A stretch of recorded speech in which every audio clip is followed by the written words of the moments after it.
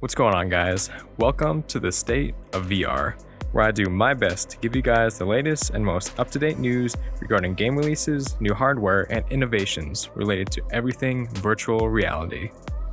Despite being over a week after the release of Half-Life Alyx, there have still been a ton of different games being announced, as well as released for everyone to play at home while we all go through this season of social distancing. I know some people are having a pretty hard time right now. With all the news regarding the C virus, it's really affecting the economy, especially where I live. I just hope that all this passes, and by listening to my weekly VRnews videos, I can, in a very small way, help break up your stressful day. I didn't mean for that to rhyme. Somewhere in this video, I put a $20 Oculus Store promo code for anyone that can find it, as a way to say thanks for watching my content. Okay, let's get on to the news. This past week, HP teased their no compromise headset. A modder cooked up a pancake version of Half-Life Alyx for those without VR legs yet. A few interesting games are set to release for you Quest users to get, and a piece of software called HoloSwitch reminds you before you forget. So kick back, relax, and listen up, because this is your weekly Metaverse News.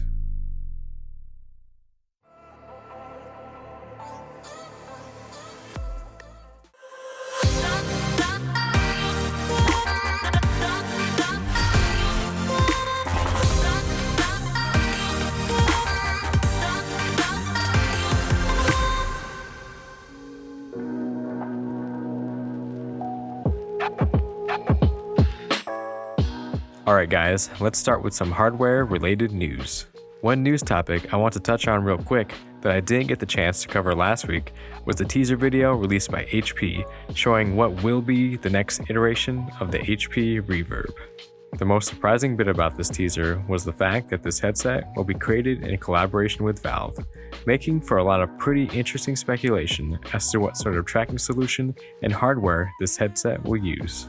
Will it be more index-like or more previous generation Windows mixed reality-like? Looking at this picture of the headset, I think it's pretty safe to say that it will be using the off-ear audio solution previously used on the Valve Index. It will most likely still be using Windows mixed reality as its base software when being set up on your computer, which really isn't all that bad considering how far it's come. But will this headset now primarily be using Steam VR base station tracking, or the typical 2-camera inside-out tracking used in previous Windows mixed reality headsets?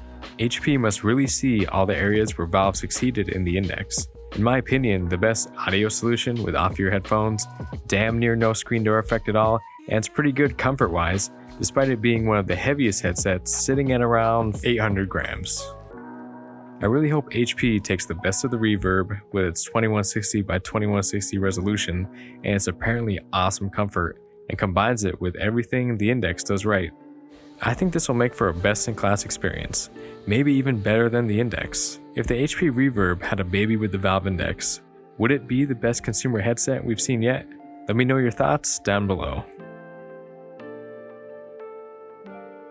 If you didn't already know, as of last week, the Dead Man DLC is now available on the Quest version of Arizona Sunshine for the low price of $2.50. This update revolves around a prequel narrative where you will play as an army corporal, trying to stop the expanding zombie outbreak by using a nuclear warhead.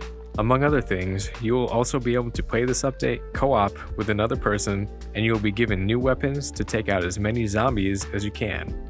Another DLC called The Damned will also be made available on the Oculus Quest sometime this month for the price of $5.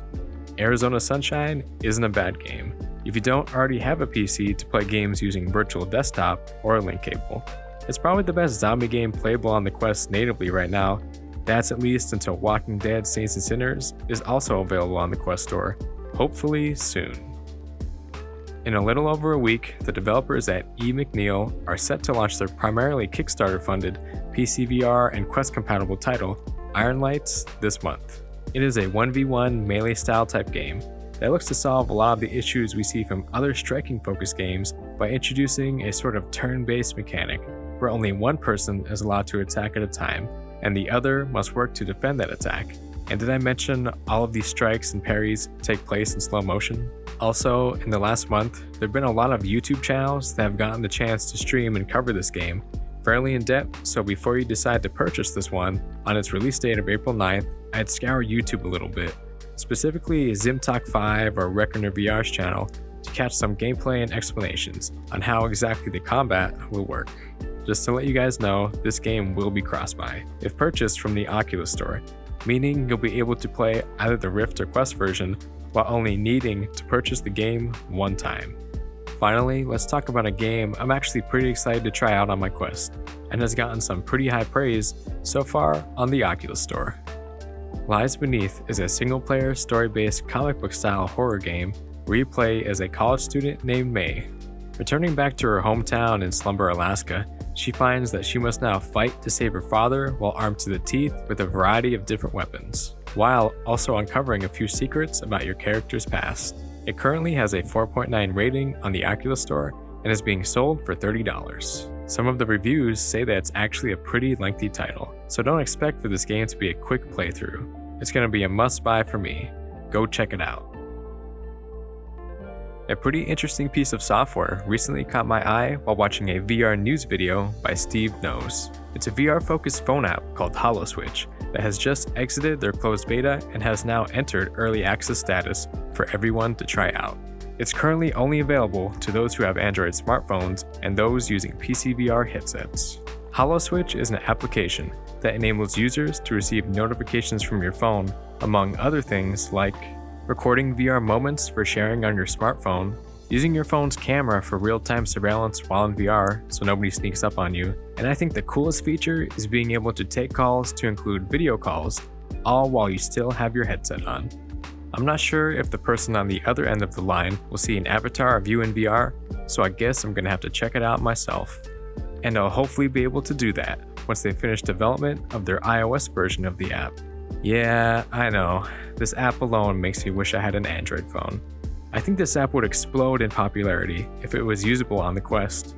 They haven't indicated that they would be developing for it, but I think they'd be crazy not to, given the Quest's rising popularity.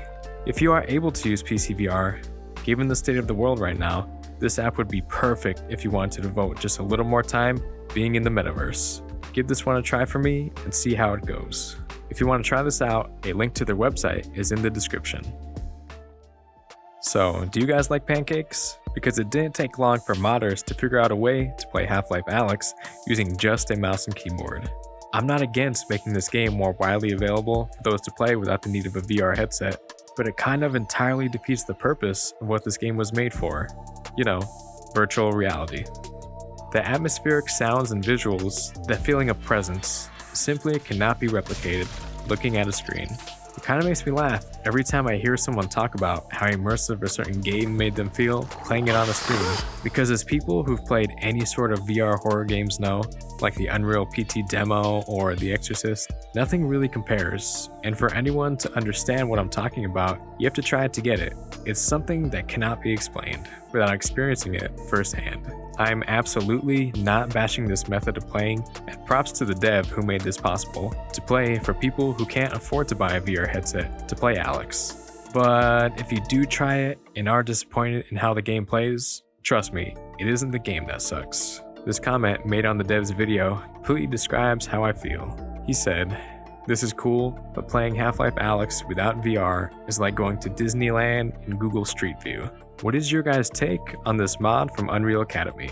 Let me know your opinion in the comment section. I also put the link to his video in the description for those that want to try this mod out in the absence of having a VR headset available to use. That's this past week's VR News.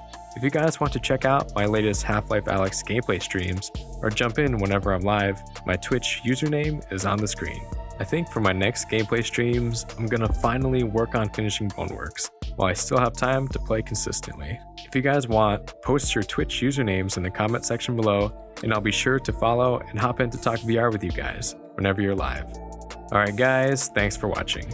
If you like this video, please like, subscribe, and comment down below what VR game you are currently spending most of your time playing.